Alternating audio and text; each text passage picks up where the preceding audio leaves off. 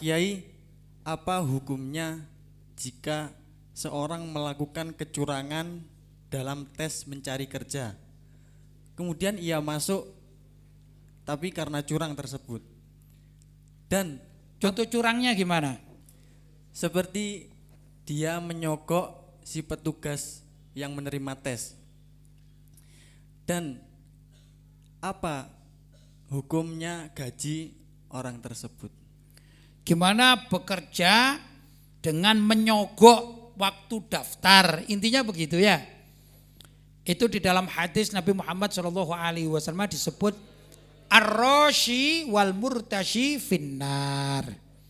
Orang yang menyogok dan yang menerima sogokannya itu jurusannya neraka. Jurusannya neraka. Jadi kalau ada orang bekerja curang, tapi curangnya tadi itu dengan cara apa? Menyogok misalnya, maka dia ini telah berdosa dan ini orang yang termasuk apa? Calon penduduk neraka. Ya enggak? Gimana dengan pegawai yang menerima? Misalnya kan ada bos paling atas itu ya. Kemudian pegawai bawahnya. Ya, misalnya suatu perusahaan ini, pemilik ini paling atas ini.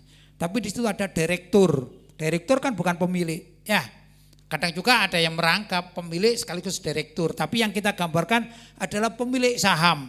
Pemilik saham ini saya gambarkan ada 5 orang bos begitu ya. Kemudian menunjuk seorang direktur, ya enggak?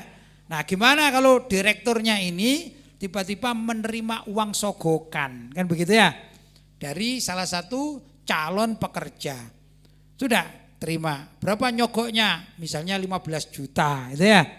Sampai diterima, ya kamu nyogok, saya terima sogokannya. Pertama, calon pekerja itu calon penduduk neraka. Demikian si Pak Direktur ini juga calon penduduk neraka. Itu dalam hadis ar-rashi wal murtashi finnar. Orang yang suka menyogok dan yang disogok calon penduduk neraka. Jadi gaji yang didapatkan ini dosa terus dia. Dosa terus. Gimana untuk tobatnya? Ya keluar dari situ.